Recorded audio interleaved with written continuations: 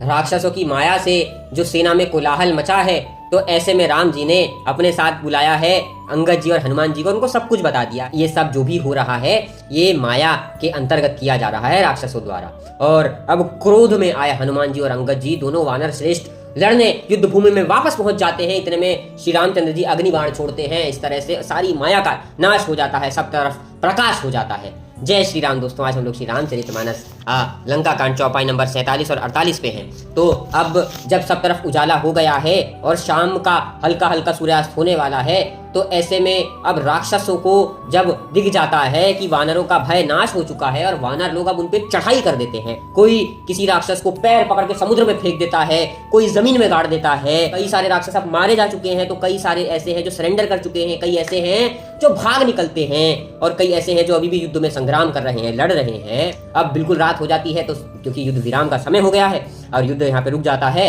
तो सब वानर लोग रामचंद्र जी के पास वहाँ शिविर में लौट जाते हैं, जहाँ पर राम जी के दर्शन करते ही सब लोगों की थकान, सब लोगों की चिंताएं सब मिट जाती है। दूसरी ओर रावण के महल में रावण रात को मुआयना करता है कि कितने लोग हैं, क्या मारे गए, क्या हुआ है युद्ध में। इन सारी चीज़ों पर पता चलता है कि आधी टुकड़ी के लगभग मारी जा चुकी है और सेना का भारी नुकसान हुआ है।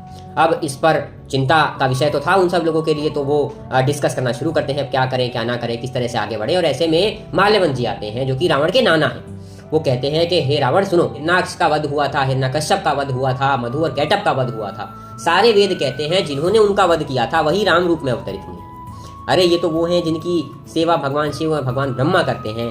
तुम इनसे बैर क्यों ले रहे हो? जब से सीता जी को लाए हो लंका में अपशकुन थमने का नाम नहीं ले रहे हैं। कभी तो किसी की बात मान जाओ, रोक लो इस विनाश को।